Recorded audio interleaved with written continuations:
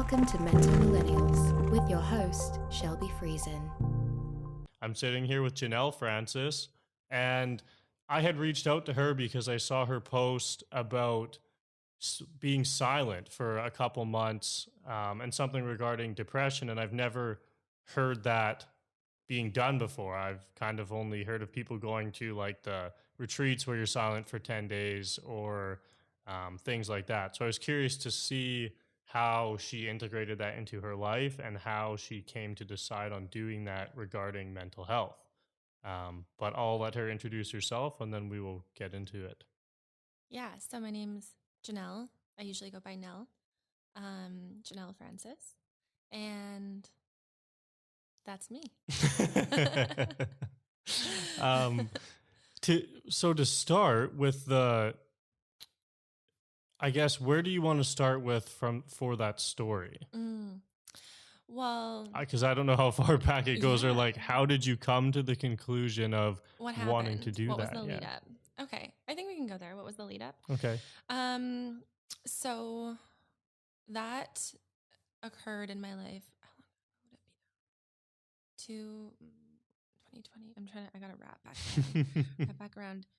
I want to say 2.5, almost 3 years ago. Okay. Almost 3 years ago. 3 years ago in February. Okay. And I was working full time in my career. So I was an interior designer, professional interior designer for 8 years up until the end of last year. Mm-hmm. And I was working for Lululemon and designing stores. And I had been like just hustling in my career for a long time. My 20s were rocky, to say the least. I think I moved from, this is such a long story, but so much of it does not matter. Okay. But just to paint the picture, I moved from Alberta, a suburb just outside of Edmonton, when I was 20, and finished my university here, started my career here. And it was challenging, to say the least, just for obvious reasons. It's an extremely expensive city to move to when you're in college. So like working full time at a restaurant and putting myself through university, and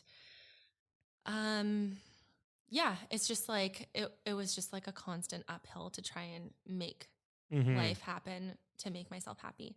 And I think that, that also just really stems back to not my like original dream for my life when I was much younger. I just wanted to be an artist. I had a gift for painting and music, and it just wasn't something that was modeled for me as a possibility. So I didn't believe that it was possible. I just didn't believe it was possible. I thought that I had to kind of compromise on that. My compromise was going to school for interior design, which felt like functional art. Yeah, I was gonna say, it's still kind of artsy. It is. And I mean, like, now the way I approach interior design is so different than back then. But at the time in my life, it was just really trying to kind of like wrestle with myself and the dream that I had for my life, which was something that was definitely more free and fluid. And then trying to, make my parents happy, trying to fit in with what society was telling me would make me happy, because I'd never thought to question any of those things my whole life. So I hustled, got my degree, started working, making no money whatsoever. Where did you start? Like, what was your first job with interior design? Was it at Lululemon? No, it was with Joey's. So Joey Restaurant Group. Okay. Designing restaurants. And did you? I just never heard of anyone who's done it for like big companies like that. I always figured. Yeah. So you worked like in-house for Joey's? Yeah. Oh, that's cool. Yeah, and I actually worked for the restaurants, like in the restaurants, putting myself through university. So since I was 17 or 18 years old. Oh, that's cool. So they just hired you after. Yeah, I was part of like a focus group a long time ago, and then I pointed out how poorly their restaurants were laid out. and then got offered a job in head office, which was also a little bit bizarre. That was actually probably one of the first times in my life when I got offered that job that I kind of understood, although I didn't have like the infrastructure in my mind to understand how it worked, that like you create the reality that you live in by what you think about. And so I remember when I was 18 years old and I got my first job at Joey's, it was a brand new build. And so they were doing all of these like wet runs and dry runs before the restaurant was opening. And these people were, this was in Edmonton, people were traveling in to make sure the restaurant was all ready. And I remember looking around and being like, who gets to design these? Like, how does someone just become a designer of a restaurant? And like, I was small timey back then in my life, just didn't have any concept for what could be available. And it was like in that moment that I decided I was going to be an interior designer and that I would design restaurants as my compromise for being an artist. And then one thing led to another. I moved to Vancouver, continued to work at the restaurants. And the next thing I knew, I just had the job that I had kind of been like, how would someone become this? And it was my first job. So that's cool. And then I was like, oh shit, like that was supposed to be my dream for like 20 years from now. And I just got it off the bat. So then like the dreams kept getting bigger and bigger and bigger. And so like, what companies could I work for? What could I do? What projects could I take on?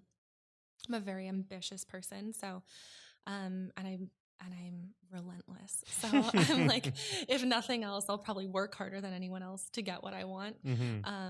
So I kind of hustled and was grinding, and I had a little bit of a lapse in judgment in my life in my mid-20s and was deeply unhappy and confused about what I was doing and broke and all of that. And I actually moved back. I moved back to Edmonton briefly for less than a year. Wasn't the solve, was deeply unhappy there as well. So you thought you might be happier if you went home. Yeah. I didn't know. I think that like I was at a point in my life at that time where I was about to welcome a niece into my life, and I wasn't in a serious relationship, and I was deeply in debt, and I was working so hard and was not happy. And I thought, if there was ever a time to leave and maybe go replant myself back in my hometown, which never felt like where I was supposed to be, but I didn't know, like my self-esteem and my self-worth was so low. I was just looking for a safety net. I think I was just like looking for something to save me, to help me, to make my life a little bit easier. Because I was starting to feel myself up against all of these ideals of things that I thought I should have been achieving by that age in my life, which was 26, 27. And I was just feeling like this huge disparity. And so I was doing anything I possibly could to have the things that I thought I should have by that age, because, I had all of these friends back in Edmonton who owned homes and were starting families. And I didn't necessarily want any of that. I just wanted to feel independent. I didn't want to feel like I had to have a roommate. I had all of these things in my mind, that when you don't question why you believe what you believe, you'll just go on adopting beliefs that are around you. And so a lot of those had to do with like, what does it look like from the outside? Like, do I have my own place? Do I have a car? Do I have all of these things? It was so expensive to have all of that. And I was just like grasping in any attempt, putting myself into debt to do that. And was like really desperate kind of. I got to this like really desperate point and decided to pull the trigger and move back to Edmonton. That wasn't the solve, was super unhappy. But what I learned in that process is it was nice because I got confirmation that that's not where I'm supposed to be, which is, I think, something if you're someone who moves away from your hometown, you might always have that like seed of doubt in your head, like, should I go back? Am I supposed to be there? And so I'm really happy that I did go back because I'm like, nope, it's where I was raised, but definitely not where I'm supposed to be. Well, I think that's nice too, because I think some people will just keep that in their minds. Like they'll think about it for years to come. Like, I should have moved home. I should have moved home, but you did it and you tried it and realized it didn't make a difference. And that's something like I'm thankful. It's probably caused a lot of issues. It's like been a little bit of a rocky journey in my life because I'm someone who's never been able to live with wondering like, what if? And so that really snuffed that what if out in my life of like, what if I'm supposed to move home, or like, what if, and I went and it wasn't right. So got myself back to Vancouver, accepted a job, got myself, you know, the beautiful apartment, did the whole thing, was like, okay. So did that job pay more? Yes. Okay. Incrementally, enough to pay my rent. Yeah. And then jumped right back into it. And I was like, okay, I'm just going to come at this from another angle. And I'm making more money now. Like maybe this is the solve, you know. It's just that I was making so little then. And like I had almost doubled my salary by accepting this job. What was that with Lululemon? Okay. Yeah, by accepting that job. And it felt like the universe was just kind of like falling into place for me. I had this beautiful apartment in Olympic Village, and I had this great job, and I was making like good money. I could support myself. I could pay down my debt. But unfortunately, like I said, your problems don't really go away that easily when you're not conscious to them. And I just fell back right into patterns that I had been in my whole life, which were deep, like people pleasing and perfectionism, and taking on way more work than I needed to take on to prove something, like to prove my worth. Like that's where my worth lived, and like what I could tangibly produce. And so I was running to the point of burnout, which had happened to me in jobs in the past, which is what led me to go back to Edmonton in the first place. Experiencing extreme burnout that comes with a lot of physical symptoms as well. So like stomach ulcers and hair loss, and like deep anxiety that's uncontrollable, like wakes you up in the middle of the night, nightmares, skin issues, digestion issues, like new food allergies, everything. The list was endless. And after I started at Lululemon, it's like I was on this like temporary high, and then it's like everything started coming back, but even worse than it had in the past. You know, all of these like physical symptoms and these physical ailments. And I remember it was now leading up to when this whole thing came to me. My birthday's in January. And so for me, I always kind of associate like some people take like New Year's resolutions seriously. And for me, I kind of like doubled down on it because it's also within like 10 days of my birthday. Okay. Yeah. So I'm like, when your birthday is right at the beginning of the new year, it almost feels like it's more amplified. And so, leading up to that New Year's and to my birthday, it would have been my 29th birthday. I was like, I had a real like honest talk with myself, and I was just like, you know, something's got to give, like something's got to change. You are working so hard and you're so unhappy, and like you gotta cut back. Like you can't work as much overtime. You can't, you need to, you know, work out more. You need to eat healthier, because of course all of that stuff slides down. Like when you're prioritizing work above everything else is just going to fall to the wayside, right? Like I would sacrifice going to the gym, going to yoga, eating healthy food, anything, because I just overextended myself in so many areas. I also saw that happening with like a lot of my friendships. It's like I was trying to overprove myself as a good friend, and then it's almost like everything I touched was just like turning to shit. Like everything I touched.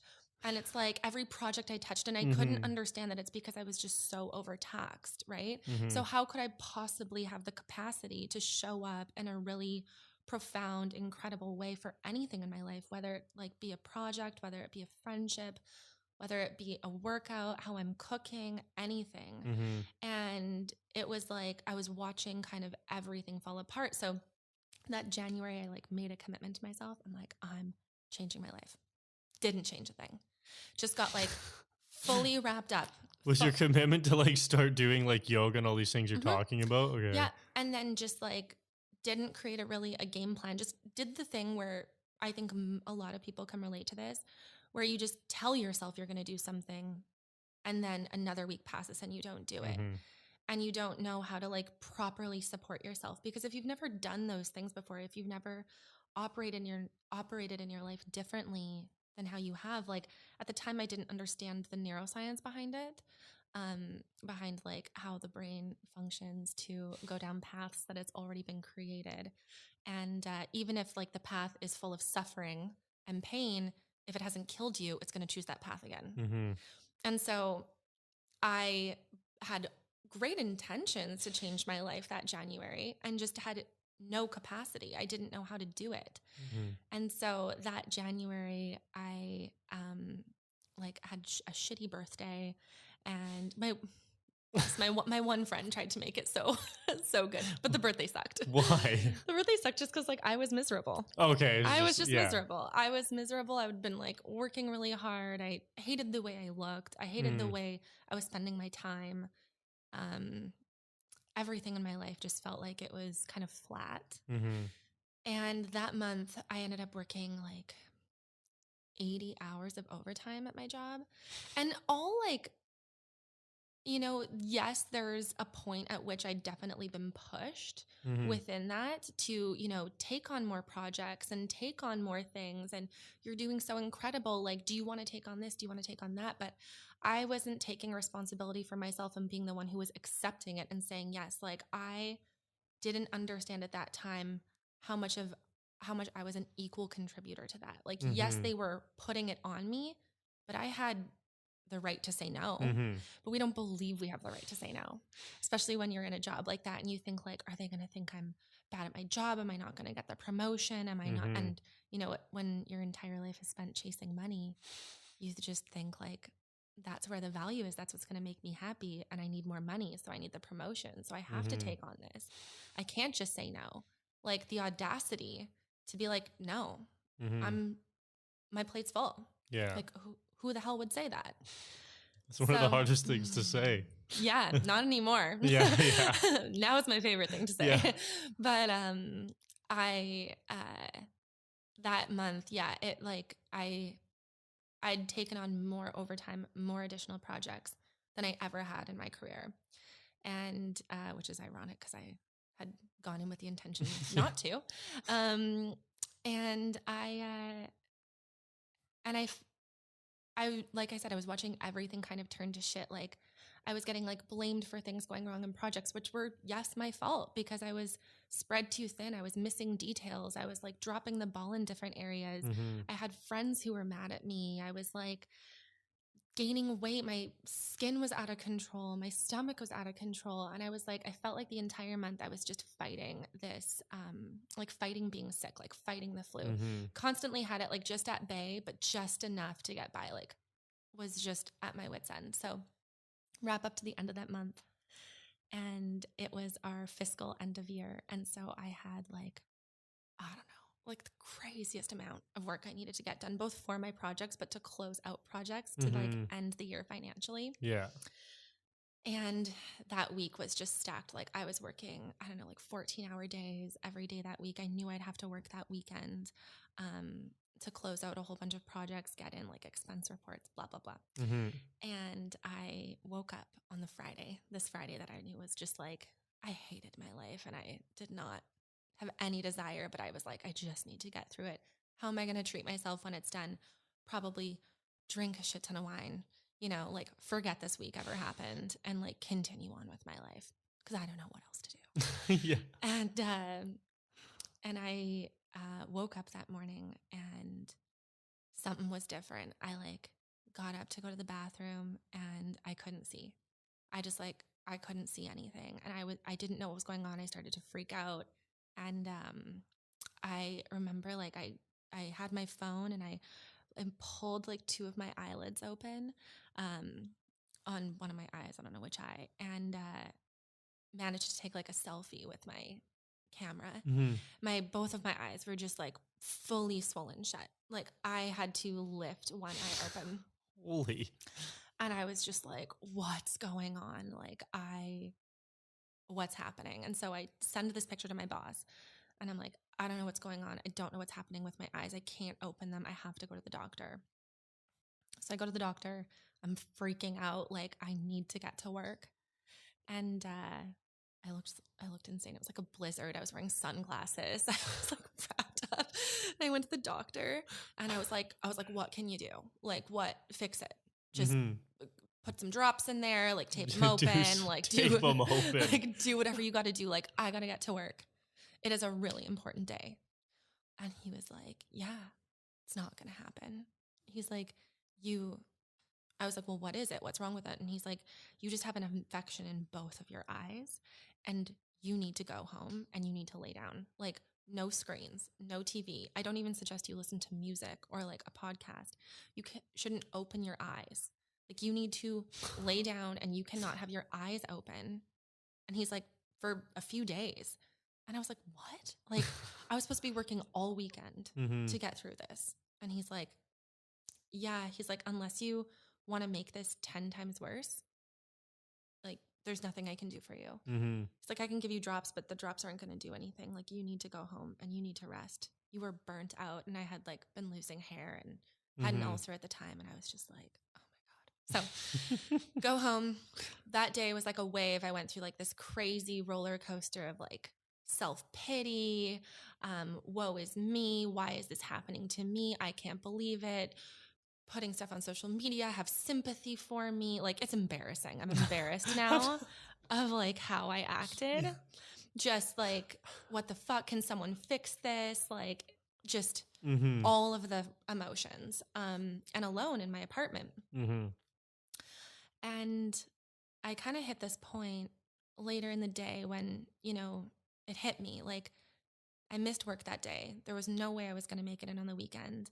And like what's done was done. And I was just going to have to deal with the aftermath on Monday. Nothing I wasn't used to at this point. I was used to everything turning to shit by now. So I was like, great, like I'm going to get like reprimanded. You know, I'm going to have to now work twice as hard next week. I'm still going to have to get all of this stuff in. I don't know what the, you know, consequences are going to be for not having done this. But like, there's nothing I can do anymore. And that like defeat in me, just because of how hard I'd worked, like how much energy I'd put into this job, how much energy I put into my life to try and be perfect, to try and do an incredible job. And it was all just like hitting me back in the face so hard. And so that night I was laying on my couch and I'd been like sobbing, not helping the eyes. And like my tears were just crusted to my hair. And it sounds dramatic because I guess it is dramatic, but I just was done. I was just like, there's nothing left in me. Like, I don't know how much harder to work to make myself happy. I just don't know. And so I was like, so fuck it. Like, I don't care anymore. Like, I don't want to be happy then. Like, if this is what life is supposed to be, I don't want to live. Like, I just have no desire. Like, I'm done. Life's been great. I'm over it. And it was like this complete surrender. I didn't know that at the time, but it was like a full surrender into just being like, it wasn't suicidal in the sense that I was like thinking about how to kill myself. It was that like, I didn't want to be alive anymore. I was just done with life as I knew it. And I didn't know another way. So my only thought was, it can just be over now. And it was like all of the air like sunk out of me. I was laying on my couch and unassisted, I went out of body. And I had this crazy out of body experience that was, you know, not assisted by plant medicine, not assisted by alcohol, not assisted by anything. And I left. I didn't know what that meant at the time, but I like separated. What I believe was my soul separated from my body and went up and looked down and saw myself just laying there on the couch, just like limp and pathetic and depressed. And it was weirdly bittersweet in a sense, because it was the moment that changed my life, but it, like to see myself and to see the state that I was in was so sad. And to look at myself from outside eyes, which you don't really get the opportunity to do. No. You don't know how to do that. I know how to do it now. Mm-hmm. And I can take myself there now, but at the time I didn't know. Mm-hmm. And I was just looking down at myself, and in that moment, spirit, angels, guides, whatever you want to call it, came to me, Mm-hmm. and they talked to me, and they gave me instructions. They gave me instructions for how to change my life. And I had, when I came back into my body, I didn't know what to do. I didn't know how to talk about it. I didn't have language for it. Mm-hmm. The only thing I could have said is that like angels came and spoke to me, which makes you sound like a crazy person. Yeah. When you don't know. Mm-hmm. Like, I didn't even know what happened. And were you like scared when that happened? Like when you had the out of body experience, or you weren't? No, it was like the most peaceful experience in the world. It was like, it was angelic. Like it was so peaceful. And so when I kind of came to and moved myself from the couch to the bed, and I was just like, that was fucked up. Like, was that a dream? Like, did I dream that? So then I wake up the next morning and I'm like, yeah, that was not a dream. Like, that happened. Mm-hmm. I don't know what that was, but that happened. And the instructions were so clear. And so I felt like at that point, like based on how the honesty that I'd never really been with myself in that moment, the moments leading up to that happening, which was like honest that I just wasn't happy. Mm-hmm. But until that point, like I've said it a bunch of times in this talk, mm-hmm. but I never admitted to myself that I wasn't happy. I was trying to fool myself into thinking I was happy. Mm-hmm. Right. And or like you should be happier. Mm-hmm. And I was very mad at myself that I wasn't happy. So I would do all of the things, buy stuffs, you know what I mean? Like waste my money, waste my time, all of the things that I thought would make me happy. I was attempting, but I'd never truly admitted to myself just how depressed I was and just how unhappy I was. Mm-hmm. I was definitely like, what do they call it? Like, I was like I was like a high functioning depressed person. Yeah. It was just kind of like a functioning alcoholic, but depression. But like, exactly, like fully high functioning, which is miserable. Yeah. And so it was like that level of honesty that I'd been with myself. And, you know, once you like lift that veil, you can't unlift it. And so the next morning when I woke up, I was like, what do I have to lose? You know, why don't I just listen to these angels and try? And so the instructions that I was given was that the first instruction was that I needed to get extremely quiet. And I didn't know what that meant at the time, but that was it. That was like, they were kind of vague, but I took them very seriously. So the first instruction was that I needed to get extremely quiet. The second was that I needed to do a lot of yoga. And I was like, seems odd because I've been practicing yoga. But I didn't understand, but I was like, whatever. Not a bad instruction. I'll take it. And then the third one was that no matter what came to me while I was quiet and while I was doing yoga, I couldn't put anything into practice or into action. I couldn't change my life for a year. So I needed to practice those first two instructions, quiet and yoga, for a year. And then if I did that within a year, I would understand what my purpose was. And that was pretty bold. And like, I was so desperate to know what my purpose was in life. Thinking, of course, at the time that my purpose was going to be like, this is what I'm meant to do for work, or like, this is how I'm supposed to spend my time. Laughable now that I understand what my purpose is because it's so simple. But at the time, I was, you know, my perception of what purpose was tied to a vocation, a job, something I was supposed to accomplish. And so I was like, okay, how do I do this? How do I take these instructions extremely seriously? And that's when the idea for going silent came up. And because I was still working full time and I really didn't know what Vipassana was, which is it's like a formal silent retreat that you can go on. I decided to I didn't know it, but I was creating my own Vipassana. So it started with communication to people that were close to me, that I would be unavailable and I would not speak unless spoken to. I had to let my work know, because I'm quite a talkative person and very social, that I would seem odd, but that I was fine. And that unless I was spoken to directly or asked a direct question, I wouldn't be talking. Mm-hmm. And fortunately, they were supportive. I was prepared to be fired, and I thought it would be okay if I was fired, because I was so unhappy. So if the result of my test for a year was that I would lose my job, I was fine. I was like, that's okay. I'm unhappy anyway, so take it away from me. All good. I didn't want anything anymore. I was like, you can have the apartment, you can have my clothes, you can have my money, put me back more in debt. I don't care.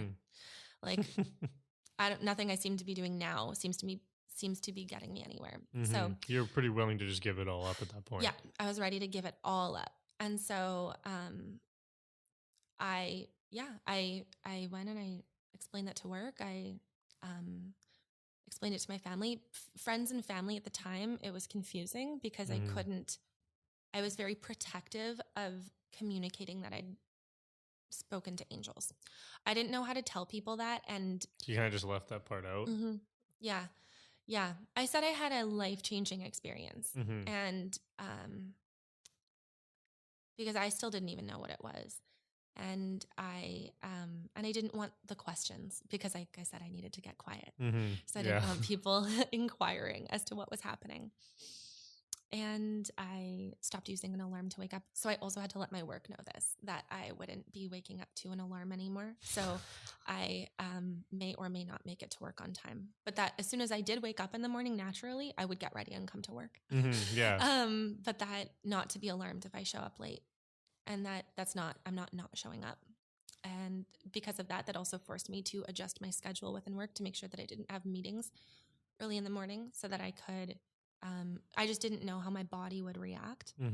How my body ended up reacting was the opposite of what you think. I didn't sleep in. I was suffering from extreme anxiety that would wake me up multiple times a night. So if anything, I was waking up way too early to get to work. I stopped listening to music. I didn't, I basically eliminated anything that was going to raise my heart rate. So no working out fast, only yin yoga, which is what I started with, because I did need to incorporate yoga. No artificial light. And this was February at the time. So I only used candles at home. And, so how did you come up with all those extra things? From your experience, they told you to get quiet and do that. So how did you decide to add in, you were going to just wake up when your body did, and you were going to use no light and things? Because I was trying to think of what is noise, what is sound, and that I needed to eliminate everything that was, the point was that I was going to hear things, so that that's why I was getting quiet, so that I could hear what was coming to me, and any type of distraction, that would take me out of my head and my capacity to understand was to me considered noise. So visual noise as well as auditory noise. And I didn't know, I was so desperate that I was I've never, it's hard to explain why I was so, I thought, how many times in your life are you going to get visited by angels? I don't know. I don't know anyone in my life yet who's told me they've been visited by angels. So this may be my one shot to take it seriously. And so how seriously can I take it? And as I mentioned earlier in the interview, I'm relentless and a little bit of a perfectionist. So I was I'm going to do the best job at being quiet, and I'm going to eliminate everything. And so I kind of scoured my life for all of the areas where I could feel that when you get anxiety and it's almost you get this deafening white noise inside of your ears. You can't hear anything but your own voice. And it's quiet, but it's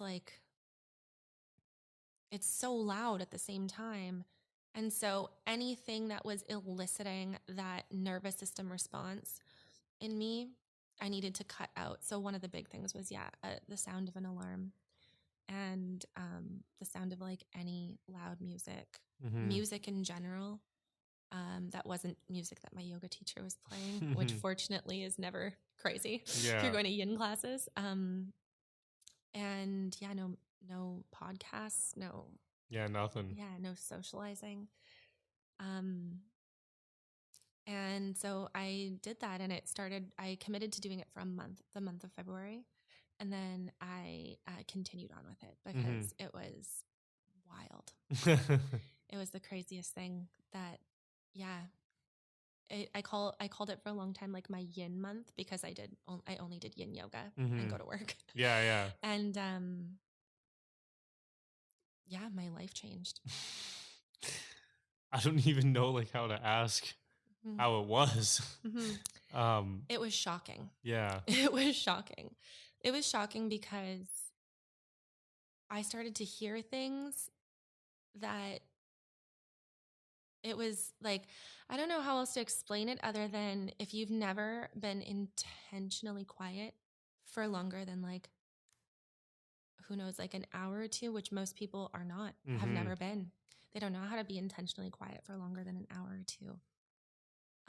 What you start to hear is wild. You start to hear the way you talk to yourself, but like really hear it, because you can't just shift your mind out of it into action. You start hearing like spirit talk through things.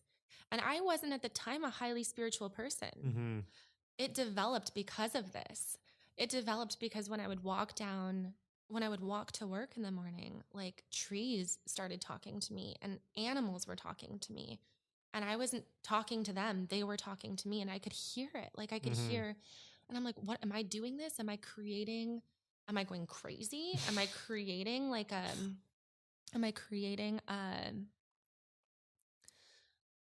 dialogue because I'm so desperate for communication?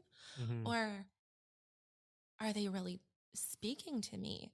And then synchronicity started happening, and like signs and things, like stuff that's unexplainable, that would just be like numbers and things falling into my lap, and someone saying something at the exact moment or within like minutes of me thinking it. And I would be like, oh my God, this is wild. I've been talking my whole life and missing all of this. And then you get addicted, because you're just like, everyone shut up. Yeah. Like, yeah. You're talking so fast, you can't hear. You can't hear what's going on around you. You can't hear your intuition. You can't hear, like, because when your soul speaks, it speaks really quietly. It doesn't talk loud. But your ego is really loud, and your ego talks over it. And so it takes being quiet for a really long time to like hear yourself, and to hear yourself consistently. And a lot of times it's only once you've broken that, like those relational bonds, in a sense. Like I wasn't not friends with my friends anymore, but we're so grooved into our identity that we do everything autonomically.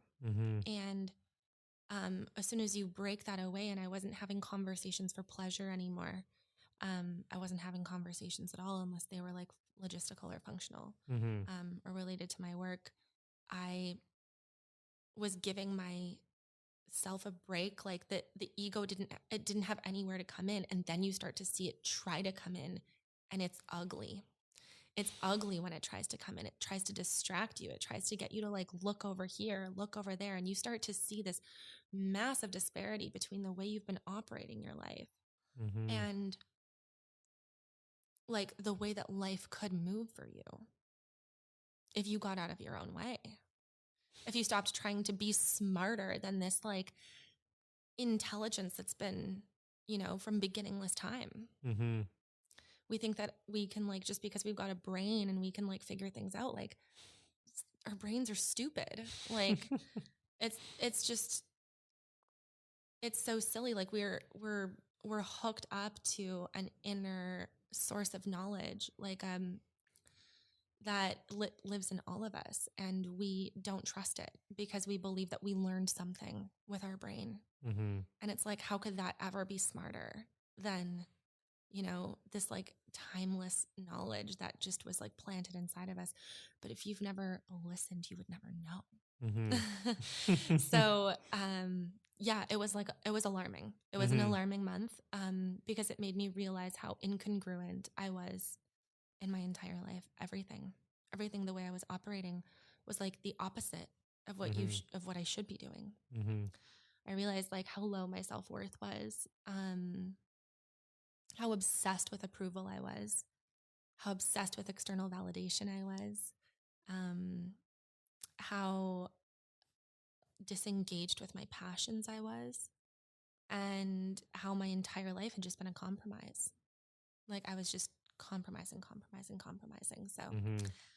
that, yeah, it sparked like the beginning of what's been a really transformative journey. That was, Mm-hmm. yeah, almost 3 years ago. That sounds like Yeah. makes me want to try it. Yeah. Um, The discipline is the biggest piece, mm-hmm. because pulling you out of it is your ego. Mm-hmm. So like to stay disciplined, I almost wonder would I have been able to do it if I hadn't been able to see my body, you know, outside of myself. That was the moment that I realized that there were two me's, that there wasn't just me, one. Mm-hmm. There was like this human me that's here to learn these lessons. Mm-hmm. And then there's the timeless me, Mm-hmm. which doesn't have an identity. Mm-hmm.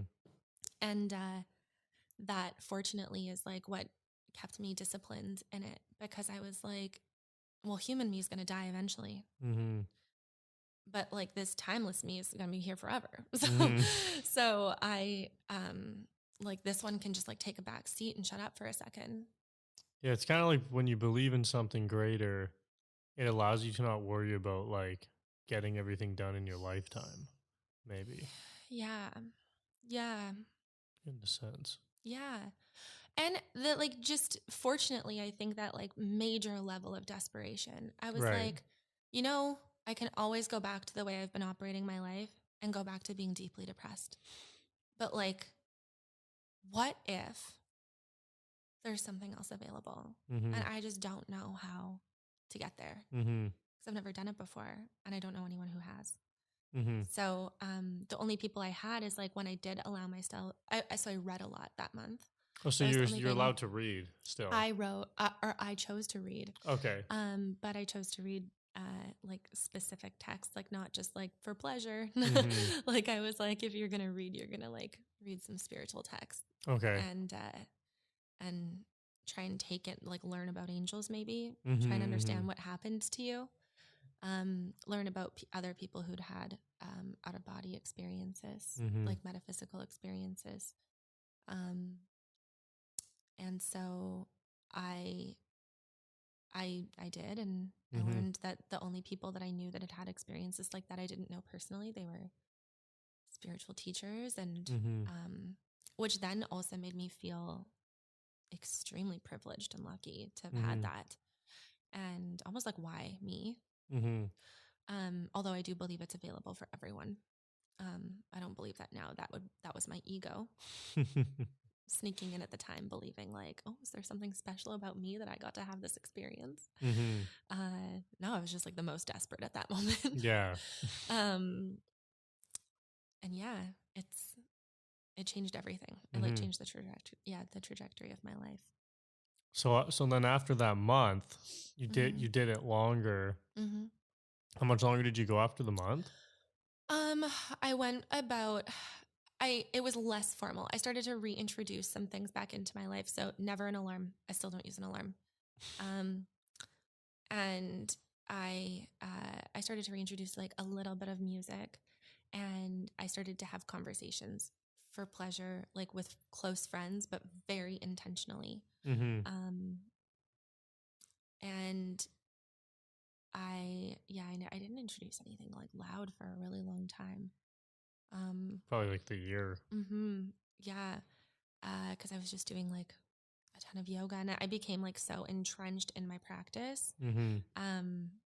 And like I was experiencing pleasure like I'd never experienced before, because I was having this like profound connection with the universe. Like trees were talking to me. So like I didn't really give a shit what anyone else was saying around me. Like when a tree talks to you, I'm like, you're a human. Like humans talk all the time. Like a tree's talking. I'm more interested in what this thing has to say. So I was just like really entrenched into my practice. But I just started easing up some of my my like restrictions that I'd put on myself, just because I also wanted to test it. I wanted to test myself. Like, it was funny. One of the instructions was I couldn't put anything into practice for a year. And I didn't also know what that meant. I was like, did they mean anything? Like I can't, because I was learning so much. And I was like, but I want to put some stuff into practice. How I ended up taking that, which now I understand, like, of course, within a year later, 2 years later, I really got it, is that when you first, and this is like one of the biggest things, when people first, I believe, start waking up, we'll call it, coming out of like an unconscious way of living into a conscious way of living. It's kind of like the same as when anyone starts anything. Like someone starts eating healthy for the first time and they're a fucking expert on health food. And you're like, okay. Right. And so it was like that humility piece that I think they were trying to instill in you. Like when you start waking up and you start realizing that you are the primary contributor to your reality. So like my depression was on me. You know, I could have looked around and blamed tons of things for why my life had ended up the way it ended up. And I had a lot to blame. But it was me sitting in choice, making the decision to allow that to hold me back. The piece of like not changing anything in my life, or like not putting anything into action. And yeah, the way I understand that now in retrospect is when you first start waking up or starting to live you start living your life in a conscious way. You think you know everything.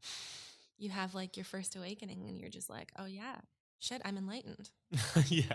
And that's a trap. It's an ego trap, because that is ego. As you continue down the path of continuing to like unfold and live your life more and more and more consciously, you see how like deeply rooted these like human patterns are in us, and that the ego like seeps in everywhere. It really tries to take over absolutely everything. And that's the experiment. That's like what I believe. These are my personal beliefs. That's what we're here to hopefully overcome, which would lead to enlightenment. But when leading in that way, and I mean like old ancient like texts and teachers, I mean you can go back to like the Bhagavad Gita, or I mean within like yoga, like the Yoga Sutras, or any, you know, old like Buddhist text or anything like that. The ultimate, you know, form of enlightenment is it doesn't matter. You're not above anyone. True enlightenment is realizing like everyone can be above you. Like there's nothing special about you. You know, you don't have anything better than anyone else, and you would never assert it, because that's ego seeping into that. So that was kind of like when I look back and I think like, why was I not supposed to put anything into action? And it's because like when you realize how out of alignment your life has been and you start to make changes, you feel like you're king of the world. Like you're like, oh shit. They want like, you to get over that. And you can start doing what a lot of, you know, modern day, spiritual teachers do, which is like you start to bend reality. And I started doing that in that year, where I could begin to like bend reality, and it's wild. Like it's so fun. But then you can start to develop like a God complex with that. You start to bend reality and realize like how much your reality is at your fingertips, and you can start to shift things energetically. If that is not, you know, supplemented with like a major, like I almost think of like a meditative infrastructure to keep you coming back and regrounding in your why, you can run away with that. You know, you can start to run away and being like, well, I'm just going to manifest all the shit in life that I want. well, why do you want it? Mm-hmm. You know? And we go, well, no, it's so true to me. Like, I know I want it because like I deserve it. And it's like, why? Mm-hmm. Why do you deserve it? You know? Like people have to get over themselves, but like that getting to that point is really hard to do. Mm-hmm. It's really, really hard to do because then it starts to make you question everything. And it's like, those aren't conversations you can easily have with people, right? Mm-hmm. But that's the ultimate goal because like how beautiful would it be to like go build. That's what I think the ultimate test is. You know, when I look at these like people who are incredibly successful, like Jeff Bezos and, you know, Yeah, Bill yeah. Gates and all of those people, like the ultimate form would be to go do all of that, go build up all of your wealth, support billions of people, make billions of dollars, and then throw it away. Mm-hmm. Who cares? You know, like not be like, oh, well, I'm going to give away 20% of it. You know, I'm going to give away 30% of it. And then like, I still deserve the rest because I worked really hard for it. And it's like the full form. If you really want to believe that you're there, you don't need it. You know, you don't need any of it. Doesn't matter. Mm-hmm. None of this matters. So it's fun. It's wild. And it's taken me on like, yeah, a crazy journey. Mm-hmm. Yeah, that is wild. And now with it all, because now you're sort of like running retreats and sort of now you want to help other people experience the same thing. Yeah. Yeah. Ideally, I think that that's kind of the point. At least that's where I'm at within my own personal spiritual development, knowing there's way more for me to do and way farther for me to go. But everything that I have learned really comes back to connection, right? Like when I explain that there's these two parts of ourselves, there's like, you know, the human piece and then there's this soul piece. People want to believe that their soul has an identity and it's like, it doesn't. It really doesn't. The human part has an identity. That's what we're attached to, right? Like the soul is infinite. Mine is the exact same as yours. There's nothing different, right? We have different aspects of us that form us into different like energetic beings, right? So like I also I'm an astrologer and I believe wholeheartedly in astral energetics, and I mean I really do believe it on like a more science, like on a science level. I think that it's baffling to me that a lot of times, you know, people are walking around in the world and it's like we're concerned about this minute shit, and you're just like, we're on like a rock floating in the middle of something. Like, what does that even mean? Like, that's so wild if you like pull yourself out of it and you're like, how does life exist? Like, I don't know. And what, it's supposed to exist so I can like worry about this shit? Like, yeah, it's crazy. That's insane. And I never want to, yes, I can still get caught into that because again, human, not special. Yeah. Happens, you know, you get like caught up in more of like the dogmatic aspects of life, and you get kind of like pulled back down into this like lower level of lower vibrational energy, and pulling out of it and realizing like the like infinitesimal universe and like what is it then? Like why does it matter? Why am I a human? Like what am I supposed to do? And you get that like your soul is no different than anyone else's. The whole point is then connection. So this is designed to make me feel separate from you, right? This makes me think I'm separate because I'm here and I can like touch it and I feel like I'm separate. But we've all experienced those moments. We know those moments. We don't understand them that way. That's what like deep empathy is, where you see something, like you see someone in pain and like you feel pain immediately. Why? If you're truly separate, why do you feel pain when someone else feels pain? Isn't that their experience? Right? Someone's joyous and you start to feel joy. Someone starts crying and you start crying. Like, why? What is that? You know, we have like all of these words and stuff that we want to go around it, but ultimately I'm like, holy shit, like what happens to someone else happens to me, and what happens to me happens to someone else. You know, and I don't just mean it on like a tangible, oh, like we've got relatable experience this way. I mean, like really, it really happens. And you can really feel it. You can feel it in your body. You'll have a physiological reaction to it. Mm-hmm.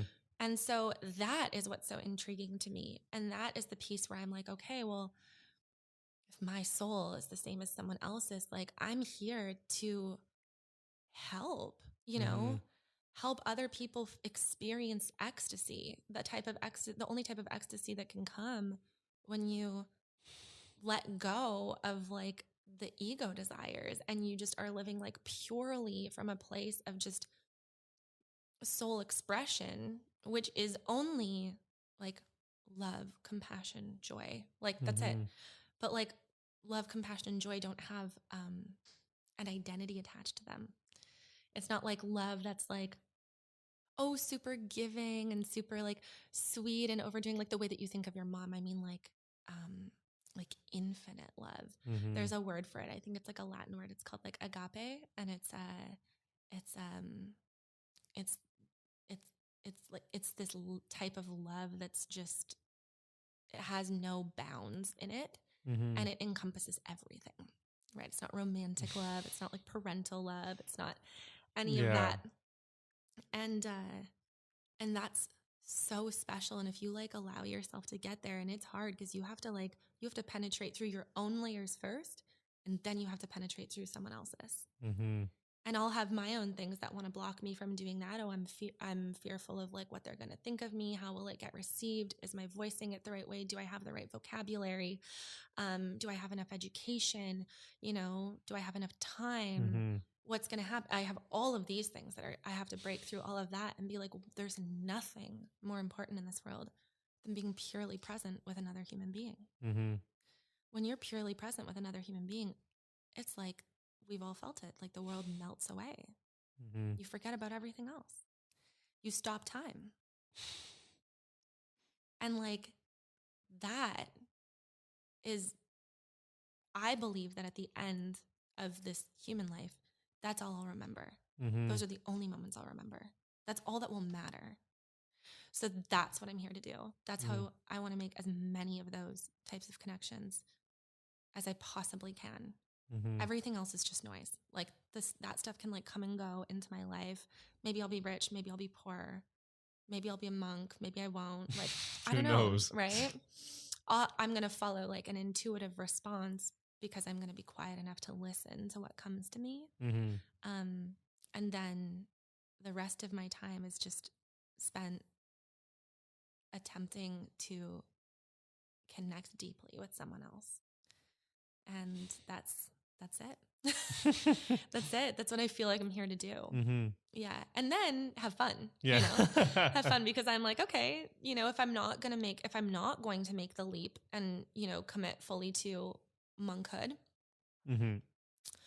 which means, because I've thought about that a lot. I've thought about like, then, okay, Janelle, like why not just become a monk? Mm-hmm. I feel like I have the capacity to do it. And I know where it could take me. Mm-hmm. But I also think that there are a lot of people in the world where like I could go do that, which could, yes, be very valuable and very beneficial, could also deeply alienate me from a lot of people who, when I think about, okay, so then why did this knowledge unlock inside of me, a white girl from Canada? Yeah. And it's because there's people who look like me, who are living their life the way I was living my life, who, if I just was a monk, that's too far. That's too much of a disparity between how they're living their life now and the way I'm living my life. Instead, being in the trenches with people, being on my knees, you can like get in with someone and they're like, okay, it doesn't seem so far off. She's still like, puts on makeup and, shops and, yeah, you're relatable. Yeah, more relatable. But there's something else, why is she happy? Mm-hmm. Why does she not care about if this stuff goes away, Mm-hmm. And that is, I think, very effective. That's why I do think that like we're in the midst of like a massive awakening across the world, because for a long time, a lot of this information, which I think it needed to happen the way it did when you look at like the evolution of human beings, did exist in, smaller more like tight-knit groups. But as our world has become so intermixed, and as our Western culture has like evolved the way it has, we're so disconnected. And so there's more and more people that this like wisdom is being unlocked in. And it's not enough to just be like, oh, well, I'm just going to go run away and like live in a commune and, you know, go be like happily selfish with my knowledge because I don't need anything to be happy. And instead I will stay and, you know, like play the game, play along, play along. And then the scary part is that like, I thought to myself, okay, so if I just play the game, you know, pretend to give a shit about the things that other people give a shit about, like, you know, like make money, like pay bills, whatever, not go live in a monastery. It's purely playing a game, but it's not. As soon as you let that energy into your life, like my agreement to play means that I too now still have to face the regular battles because I'm allowing that energy to come into my life. So, so then that, again, that forces me to stay in check. It's not like, you know, you meditate, you have these like massive awakenings, these massive realizations, and then you're good. It's like, I can tell because I'm playing the game, this game, this Western world game, that if I let myself get away from my practices for too long, I'll start to get confused. My ego will start to show up more heavily, more strongly. I'll start like taking actions for stuff that I'm like, what the fuck am I doing? Like, I already know I don't care about this. Like, why am I pursuing it? And so that's where I'm like, oh my God, no, you have to so be on top of it. You have to be like committed to your growth and committed to your practices that keep you grounded and centered and clear.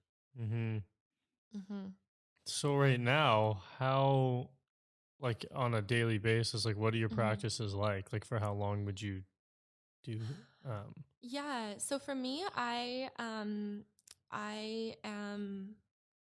I'm actually pretty loose with the structure so long as everything gets fit in. Right. If that makes any sense. And so like more so a time like per day kind of thing. Like is it like an hour, like 3-4 hours? Yeah. That is based on like what I have available in the day, based on other commitments that I've made. So I like to set up my schedule and my life to make sure that I have like large chunks and windows of time. And this has also been like the last 3 years of my life since that happened, has been like a series of trial and error, right? Trying to figure out like what works best for me. Because like I said, diving into more like astrology, okay, well then, so my soul, so to speak, implanted in this body that has certain energetic qualities and energetic gifts, and things that work for it and don't work for it. And so really testing that and being like, okay, when am I more productive? When am I more likely to like sink into a practice? And so it's taken a long time, and to also then let go of like the societal conditioning of like what that means, like meditate at this time of day for this long. And I'm like, oh God, what? And then we think that that's how you have to do it for it to be successful. Right. And that's not necessarily true, because you can turn anything into a meditation. You can turn like washing the dishes into meditation, which I think is one of the best meditations. You can turn absolutely anything into your life into a meditation. So now it's more about like living deeply with intention. So I find that if I set up my days and my weeks extremely intentionally, they automatically become a meditation. And then within that, if I do find time, which I do make time, but because I am committed to setting up my life that way, I don't necessarily feel the need. Like my life isn't chaos. You know, I don't run from one thing to the next and get pulled out of myself at a job. So because of that, I get to remain embodied for most of my day. I don't require as much focused meditation as maybe someone who works for 8 hours a day at a job and they're like, whoa, they get like, they're chaotic. But back when I still was doing that, you know, I only quit my job last December. I had a very like rigorous schedule. I would meditate in the morning before work. I do death meditations in the morning. I still like to do those no matter what, even if they're informal, like while I'm driving. Well, if they're informal while I'm driving, all it is just thinking about the fact that I'm going to Mm-hmm. die, which sounds scary, but it's like you think about it all the time. You take the bite out of it. Yeah. It's not as scary anymore. And you're just like, makes you feel really urgent with the important things you want to do in life. Makes you not care about stuff that you otherwise might be giving too much attention to. Mm-hmm. Treat people more kindly. And so at the time, yeah, I was doing meditation in the morning. And then I would go to work and, work all day. And then immediately following work, I had a 90-minute yoga practice that I would do following work. Come home, make food. Making food is meditative. Mm-hmm. I was committed to always making my food so I could build a relationship with the food that I was eating. Because it's another thing that I think a lot of people are deeply disconnected from. And that's like our primary source of energy, the quality of the energy going into us on like a nutrition level, really does change the outcome, not just from like a health and fitness standpoint, but we absorb that energy and then we output it.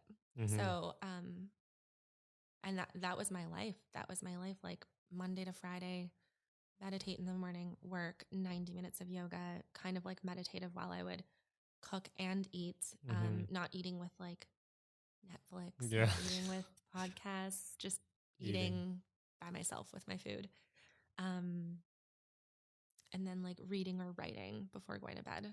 I'm not necessarily journaling, but like a lot of times things would come to me in my yoga practice.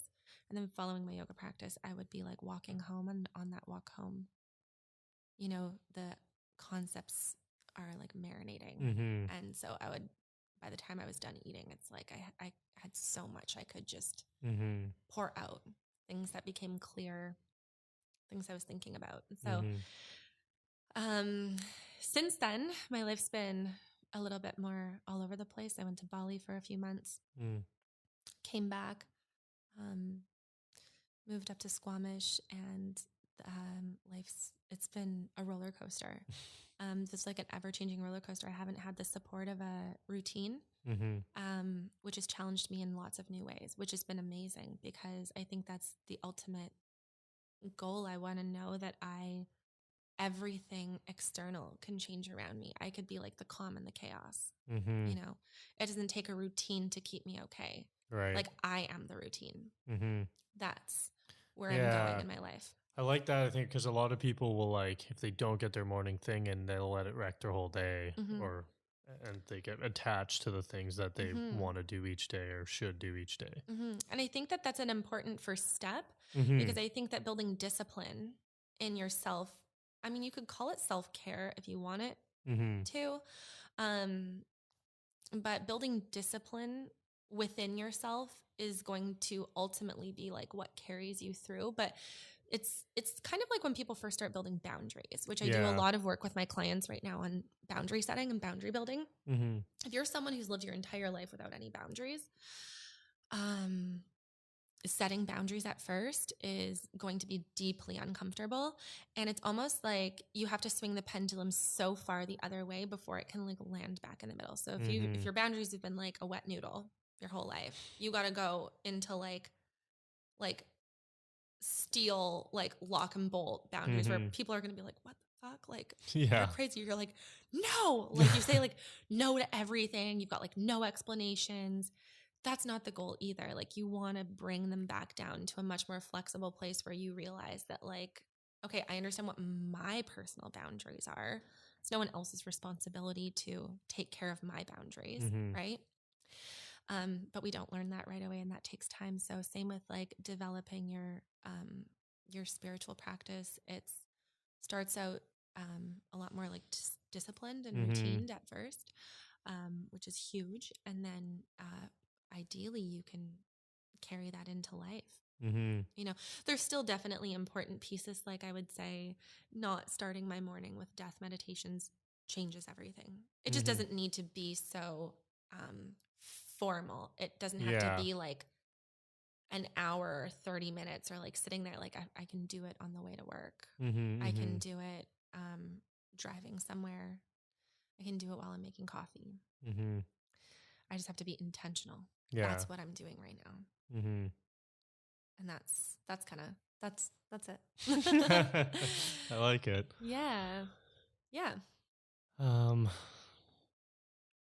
don't know if I don't even know what to say or what to ask. And I feel like I have so much to think about, like listening to it. I almost feel like I want to re-listen to it Yeah. already. Yeah. Maybe like, I guess one thing I can say is,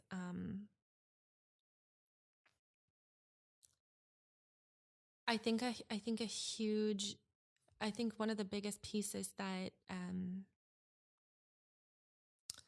why getting quiet is so important is because, as I mentioned, like we'll continue the way the brain works is to continue to take us down a path that we've already taken, even if it's like riddled with pain and fear and suffering, if it didn't kill us the first time.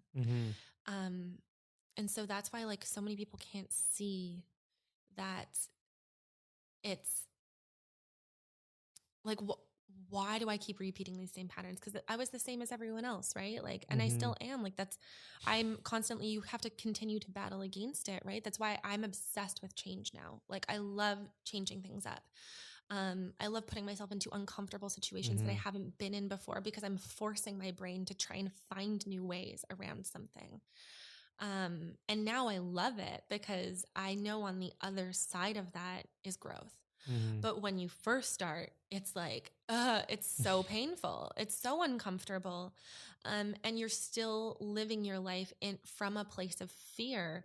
But the biggest question, like, I think is the most important thing to ask people is like, this is why like slowing down my nervous system was so important in the beginning, because I was like, I'm having the type of fear, like anxiety and fear-based responses in my body, like my life's being threatened.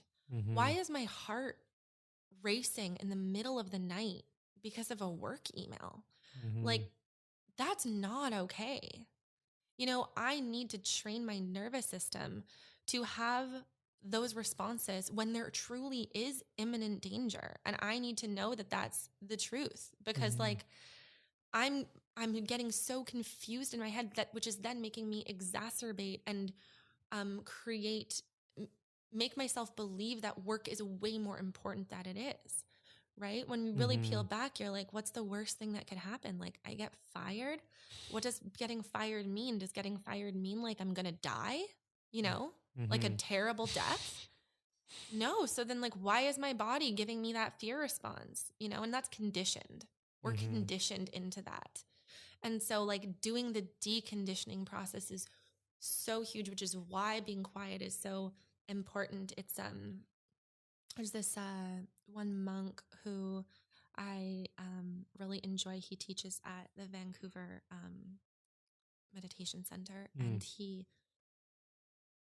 is it him or is it my friend? My friend's one of the teachers there as well. She's talking about how, like, when we're trying to create new habits, when we're trying to create new neural pathways in our brain, most people get really frustrated because it's like, it's really hard. It's like people read sorts of stuff about like building habits and like how to do all of that.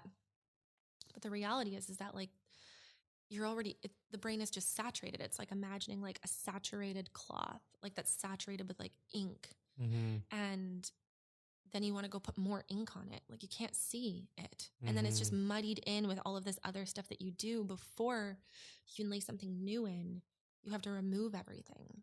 And removing everything is the painful part, because that's the space in between. That's the space in between who you've been and who you're going to be. And you don't know who you're going to be. And like, can you live with that? Can you live in the space in between? And those who are courageous enough to try will be rewarded. But you can't lay anything new in until you're willing to remove everything. And removing everything is strange. It's weird. You don't know who you are anymore. You don't know your identity. People don't know how to relate to you. You're not eliciting the same reactions like you used to. You're not laughing at the same jokes. You're not showing up the same way. You're not eating the same food. You're talking about different things. You're not gossiping. You're not all of that. And then people don't know how to relate to you, and you don't know how to relate to them, and you start to feel like an alien. And then that has its own, feelings that go with it, because you're like, am I an alien? Like, what is happening? And on the other side of that is like so much space to be like, who do I want to be? But it's hard at first, right? Because you realize that oftentimes, like, even a lot of the people in our lives, like relationships, partners, friendships, jobs, none of it's in line. It's all incongruent. That's scary. That's scary because once, like I said, once you lift the veil, you can't put it back. No. So now you're just like, oh shit. Like, do I got to break up with my partner? Do I got to end friendships? Do I got to quit my job? You might, you might have to. I don't know. That's going to be like whoever's experience. For me, a lot of those things did have to happen. Some didn't, but a lot did. And otherwise a lot just shifted. But what's beautiful now is like the relationships that I have now with my friends. Like, it was rocky. It's like shifting gears on a bike. It's like, it's weird and uncomfortable. I could have never imagined having like friendships that were so honest and loving and kind. And I don't have to think that, like, I don't have to show up if I'm busy or if I'm focused on something else. Like, my self-worth is at a place where, like, I'm not worried that they're not going to like me anymore. That I'm a bad friend. I know I'm not a bad friend. I'm a great friend. I'm a great friend even if I don't see my friend for a year. I'm a great friend because I care and I love them. And when I am with them, I show up wholeheartedly. And the discomfort in the transition is the hardest part. But it's so worth it. It's so worth it on the other side. Man, yeah, that's awesome. Yeah. And now with what you're doing, are you, like, if people want to try this, are you like coaching them through things? Is that kind of like what you're focusing on now, is coaching and retreats? Yeah. Okay. Yeah. So it started because, like, I guess after everything happened, I actually started doing Reiki. I dove into the world of energy healing. And as I started to collect clients through that, one thing would always lead to another, which would lead to conversation, and conversation would naturally lead into a little bit of coaching. And then I was like, I had, my own imposter syndrome. Like, who am I to coach? I don't have enough, all the conditioning. I don't have enough accreditation. I'm not old enough. I don't have enough life experience. And I'm like, who the fuck am I kidding? Angel spoke to me and I changed my life. Angel spoke to me. I changed my life. I'm deeply happy. And I'm in it. I'm in the work. Like, who better? And so I developed a program this year coming back from Bali, where I attempted to take what happened to me in that first year. So after I had my out of body angel experience, crazy things kind of happened that year, as I mentioned, that started again, of course, with that like first quiet month. And I attempted to kind of like take these big, like monumental things and put them a little bit into chronological order, and I turned that into a program. And so the program is a one-on-one program. It's but it's like, it's a little bit of a buy-in, because I think that's one of the scariest things when people are starting to go like that year. I hired a coach for myself. And when I finally hired support is when I saw the biggest leaps that I ever took. Because it helped to have someone to speak to who wasn't emotionally invested in my life. Right. Yeah. And could help me like look at things objectively about what I was doing. So I wasn't just always in my own head. That was the first year I hired a coach. And so now I do that because I think that what happens is, especially with the work that I take people through, as I mentioned, a lot of it gets really painful in the beginning. It's uncomfortable. It's uncomfortable to look at how you're like the primary contributor to your shitty life. Yeah.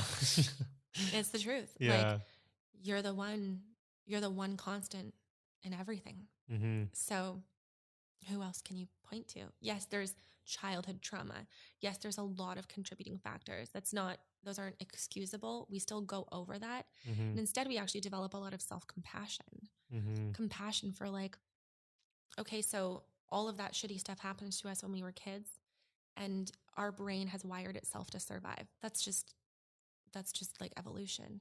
And so the way that our brain wired itself to survive was based on these people who were raising us, the society around us, the friends that we had, the food that we were eating. So why else would we have figured out another way to Mm-hmm. live? No wonder we're depressed, No wonder this is the way I function. No wonder I choose toxic boyfriends. No wonder I, binge drink. No wonder I, like all of the things that people have. And so that level of self-compassion is really beautiful, because then it's not until you have self-compassion that then you can begin to forgive. And it's when you forgive that then you can start to make different choices for yourself. Mm-hmm. You go like, I don't hold it against myself, but most people are just like, that was the biggest thing when I started my thing, and there's no one else to look at but yourself. Like the amount of self-loathing and hate that I had for myself was crazy. Mm-hmm. I hated myself. Like, which then, if I'm hating myself, how am I looking at the rest of the world? Judging them, judging people that walk by, judging them for the same things that I hate myself for, having opinions about them, which creates separation. Separation is like, you're losing the human experiment. Yeah. You're losing the game, like you're in last. So I'm like, okay, anything that forces me to feel separate from someone else, that's something I need to work on. Any judgments, anything. So the first step though is to like learn to deeply love myself, have so much self-compassion, so much self-forgiveness, and then change. Be willing to like take the steps to change. Yes, like I said, we have to go over so many like painful things though that happen in our childhood. And through like our adolescence and through, the early parts of our adulthood, where we really did feel like we didn't have a choice. And we were just kind of being like pushed around in our lives. And when people start doing that work, it's painful. And so sometimes they can run away. So that's why I kind of developed it as like a 10-week program, because it's a roller coaster, but we can get somewhere in 10 weeks. And then obviously the goal is to continue on those relationships afterwards. I'm getting a little busy now. So I'm trying to figure out ways that I can continue to support people on that, perhaps doing more like group coaching in the future. Okay. And having that be an option for some people versus just like taking the course one-on-one. Right. Yeah. And then maybe down the road actually having like the program offered just with like pre-recorded video, and then them still getting like the same content to support them through it. So it's kind of automated. Yeah, a little bit. I really think that one of the major things is that heart-to-heart connection. It really helps. And so the idea of just going like fully automated isn't ideal to me, but I do want to make sure that I'm supporting people, and I have a way to support them through the process, because I'm seeing how it's changing the people's lives that I'm working with, which is crazy. Yeah. No, that's awesome. I mean, and even if you just automated a bit of it and still had the connection piece in there, can take a lot off of your plate. Yeah, so it's evolving. We'll see. Yeah, see what happens. We'll see what happens. I'm still doing, as of right now, it's all one-on-one. And TBD. TBD. To see what happens. Yeah. That's awesome. Yeah. Well, then, yeah, we can link your stuff in here too. So if anyone listening is interested or wants to reach, if that's okay with you, yeah, if you want that. Yeah. Yeah. I'd love that. I'm selective with clients I take on, because it's important that they're serious about changing their life. And also just to make sure that we're a right energetic fit for each other, sure. Which is super crucial. But fortunately, I also have a lot of like friends within this world now, which is awesome. So if it doesn't work with me, I can usually always find someone that they're better suited to make sure that they get the support they need along this journey that they're going to go on. That's awesome. Yeah. Yeah. Sweet. Mhm. Okay. Yeah, I think like that's really good. I don't know. Is there anything else that you feel like you want to share? Mm, no, I don't think so. Any closing words? No. Closing words. Oh man, closing words. I love closing words. Um, um, no. I don't know. No. No. I feel like No. there's been a lot. There's a Yeah. lot of No. lessons. No closing words. Okay. Just listen. Get quiet and listen. I think that's perfect. Yeah. Okay. Well, thanks for Okay. coming out and sharing everything. And yeah, that was awesome. I'm excited to get it out, and I think people are going to really like it. Thanks, Shelby. It No was problem. great.